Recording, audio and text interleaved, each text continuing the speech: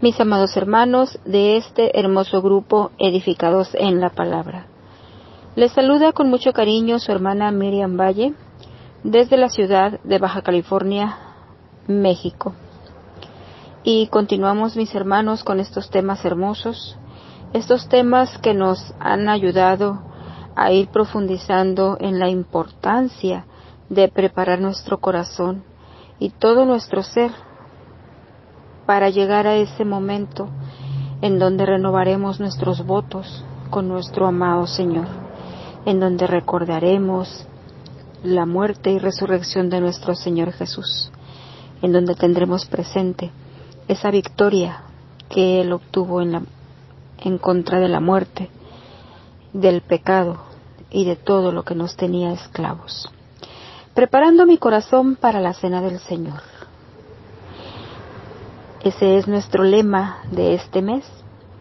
Y el subtema dice, más que un carpintero. Hemos visto temas preciosos al respecto, hermanos. Temas que nos han confrontado, temas que nos hacen ver hacia nuestro interior, en nuestro vivir diario. Y en esta tercera semana, él dice que el tema que nos ocupa en esta mañana lleva como título Cristo le garantiza al hombre la victoria triunfante. Antes de entrar en materia, mis hermanos, quiero que me acompañen a orar para pedir la dirección divina en esta reflexión. Oremos.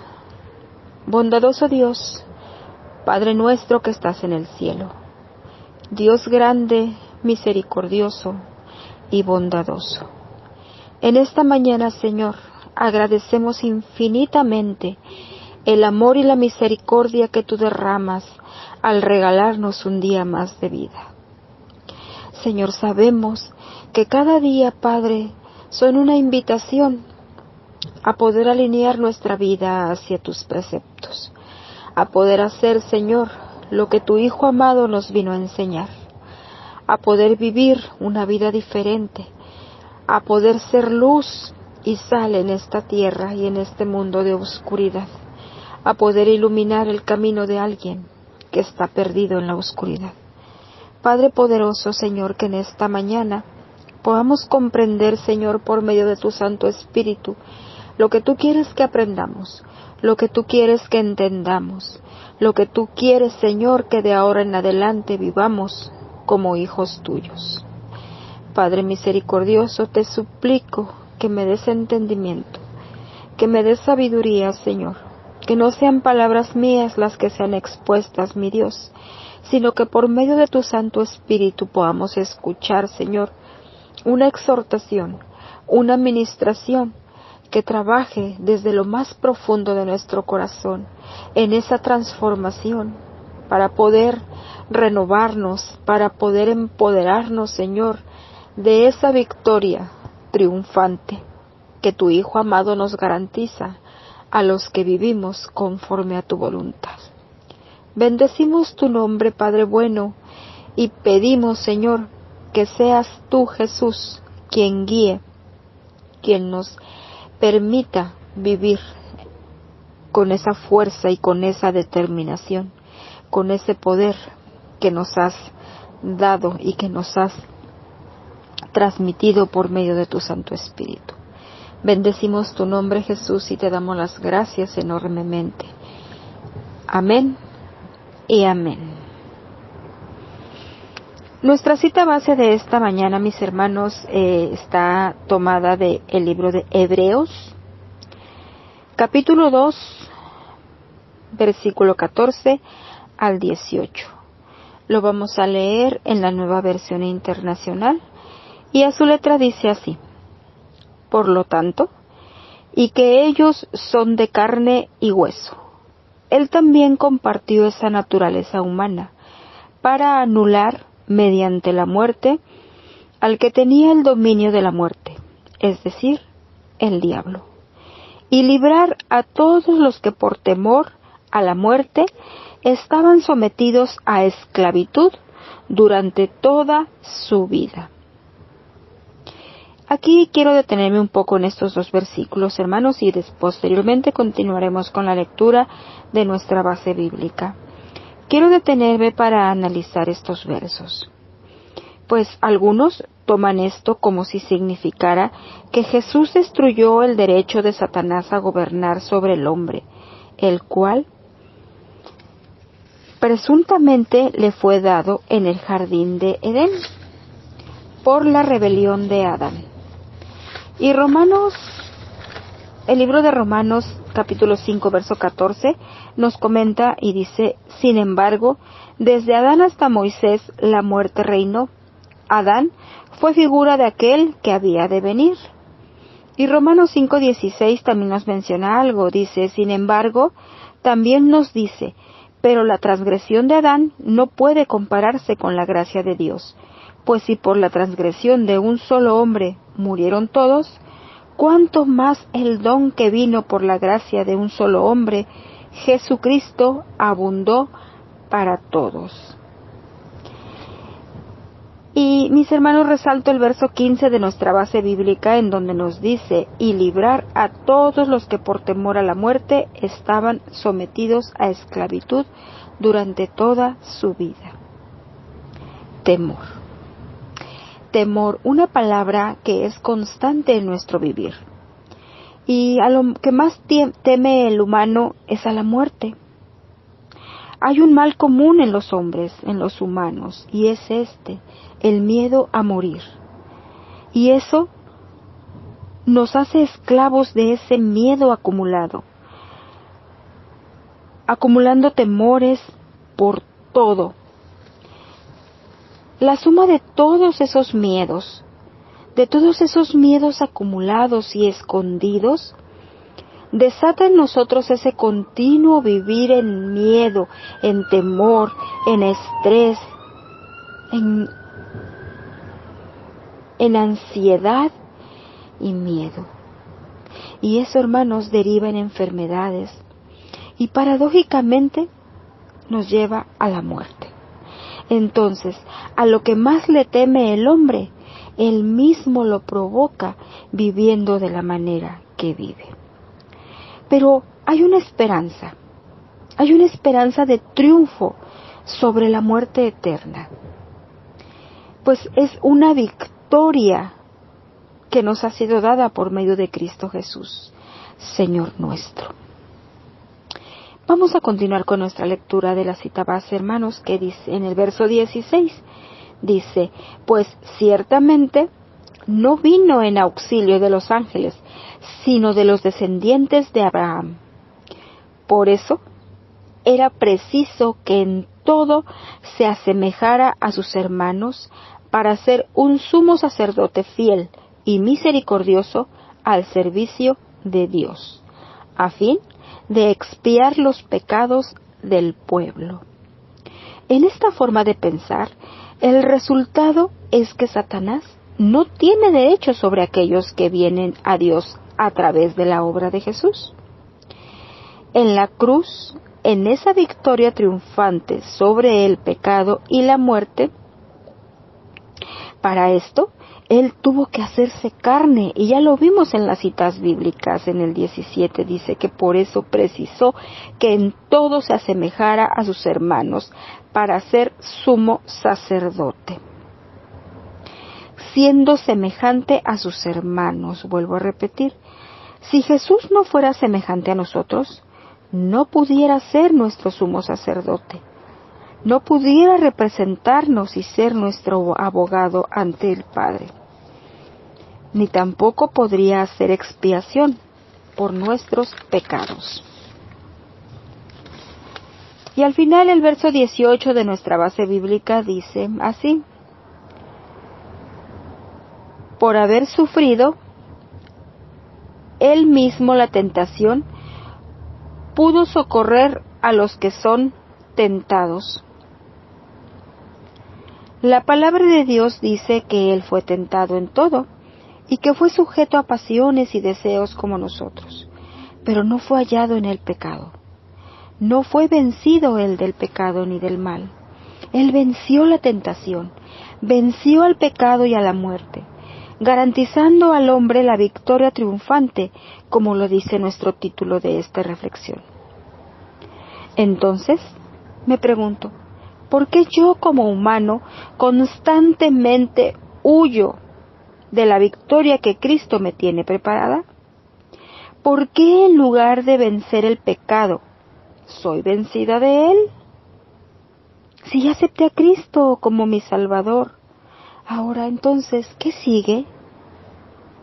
¿Será que me sucede que no confío completamente y dudo aún de ese poder en mí derramado por medio de él? En las Escrituras, mis hermanos, encontramos salvadores como Sansón, hombres fuertes, profetas poderosos como Elías haciendo caer fuego del cielo, libertadores como Moisés venciendo al ejército más poderoso del faraón, hombres valientes como David, como Josué, hombres fieles como Daniel y como José, dignos de imitar como Pablo.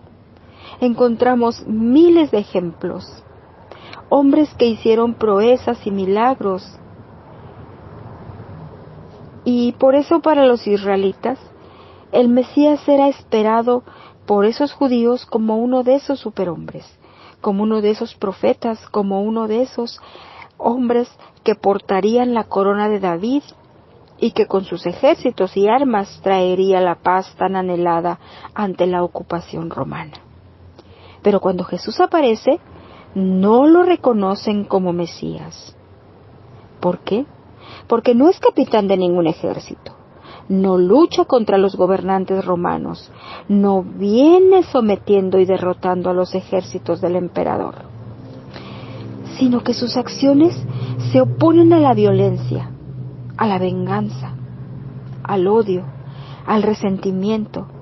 Él levanta la voz buscando piedad y perdón para los más débiles y para los que han fallado.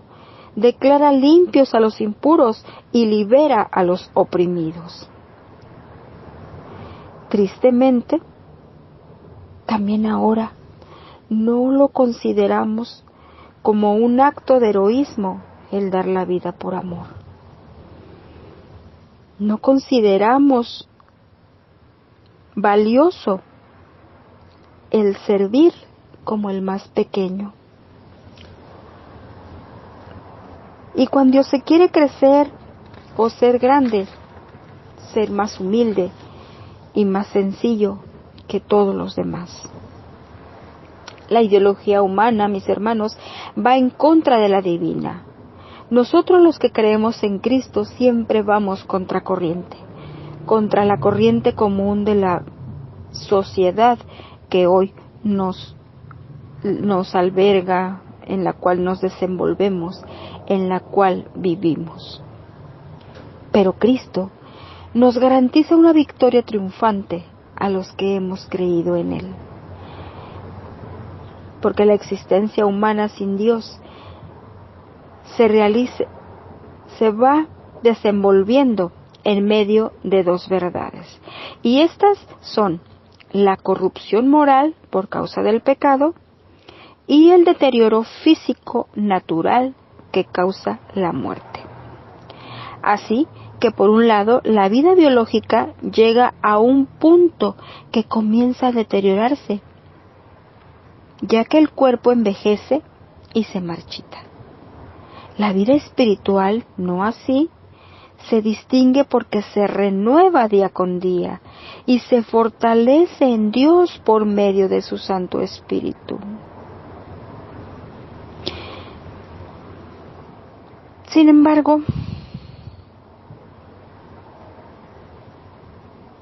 el humano vive dentro de los límites que le impone su realidad, la cual, lamentablemente, tiene fecha de caducidad y está condicionado al espacio y al tiempo, limitado a sus capacidades inherentes y a su realidad. A estas alturas, nuestra humanidad anhela plenitud, pero no conoce la esperanza gloriosa para la que fuimos creados y a la que hemos sido llamados.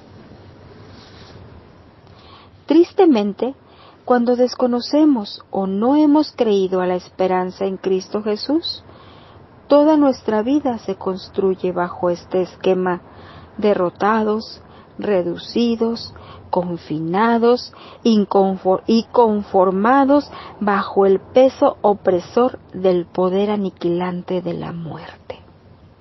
Entonces, la vida propia, las relaciones entre las personas y la construcción de la sociedad queda determinada por el vacío, el sinsentido, la frustración y la vergüenza. ¿Alguna vez nos hemos sentido así, hermanos? Yo creo que sí. Mas, sin embargo, la victoria que Jesús obtuvo en la cruz nos alcanza, dándonos poder y dominio sobre todo lo que se opone a Dios.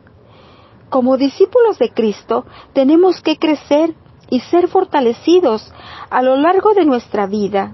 Esa vida abundante que Cristo nos dio debe propiciar un crecimiento constante en nosotros. El don de crecer como discípulos es y será la consecuencia de que hemos sido rescatados realmente de esa manera vacía de vivir.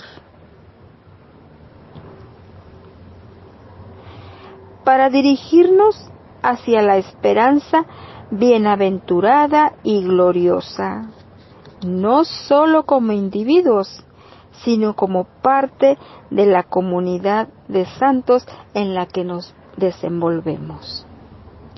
Un escritor llamado Novalis escribió: lo que ahora no alcanza la perfección, la alcanzará en un intento posterior o reiterado. Nada de lo que abrazó la historia es pasajero, y a través de transformaciones innumerables renace de nuevo en forma siempre más rica.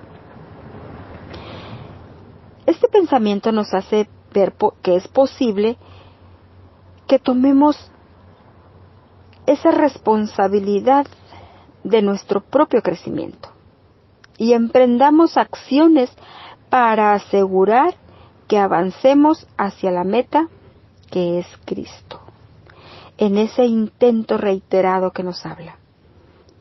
Hemos sido liberados, hermanos, para hacernos cargo de nuestra propia vida. El Evangelio da cuenta de gran cantidad de ejemplos de personas que fueron liberadas de su condición de opresión. De esa condición de opresión o de una dependencia. Ciegos, sordos, cojos, mancos, paralíticos, leprosos o endemoniados fueron facultados para vivir en libertad y autonomía por medio de la fe en Cristo Jesús. Es incorrecto dejar nuestro crecimiento como responsabilidad de otras personas. El Evangelio expresa con suficiente claridad que cada uno de nosotros es libre y está capacitado para dar cuentas ante el Señor acerca de su propia persona. Sin embargo, la libertad que tenemos para hacer posible nuestro crecimiento tiene que ir acompañada del potencial de proveer crecimiento para nuestra comunidad también. Y nadie puede decir que ha crecido como discípulo si no ha tomado responsabilidad en su comunidad. Esta responsabilidad es parte de la madurez cristiana.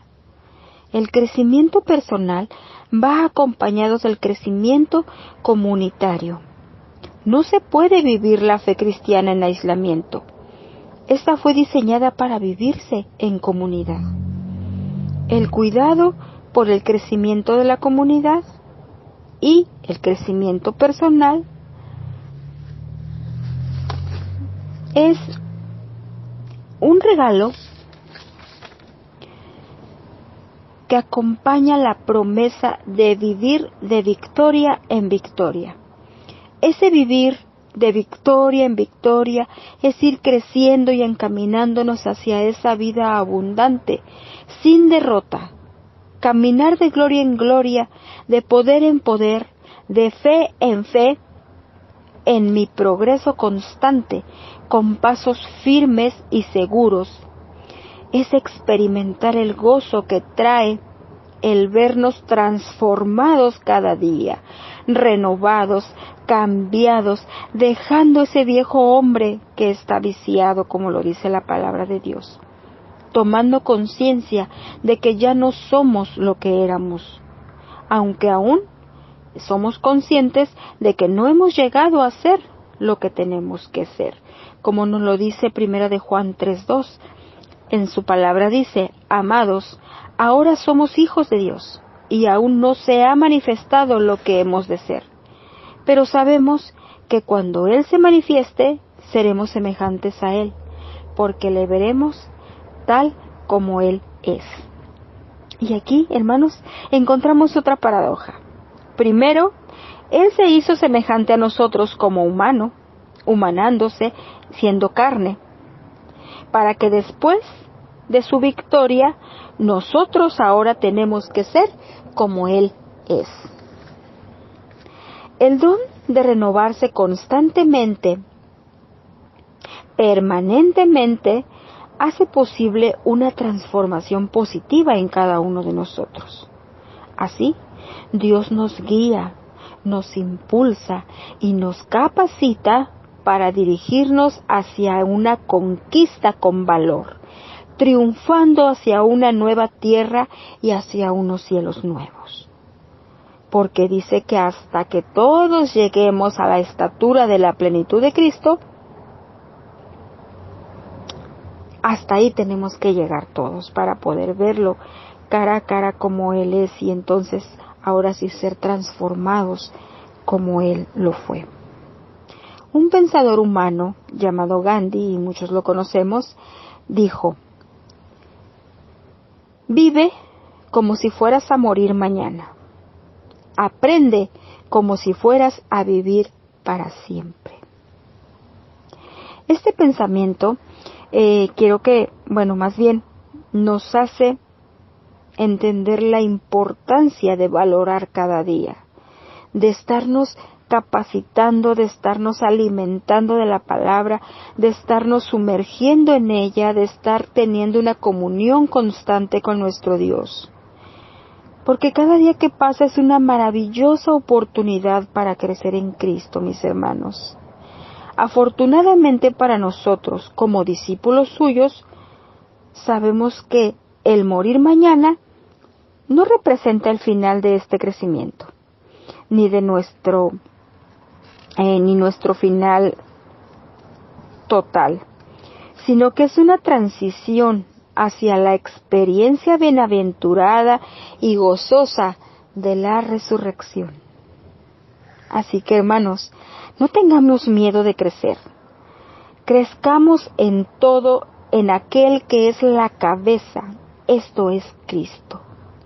Animémonos unos a otros a avanzar hacia esa meta, sirviéndonos con amor, en un servicio desinteresado, llevando esperanza al derrotado, trabajando con humildad entre nosotros. Porque ese poder de realizar esto cambiará la realidad que vive el mundo.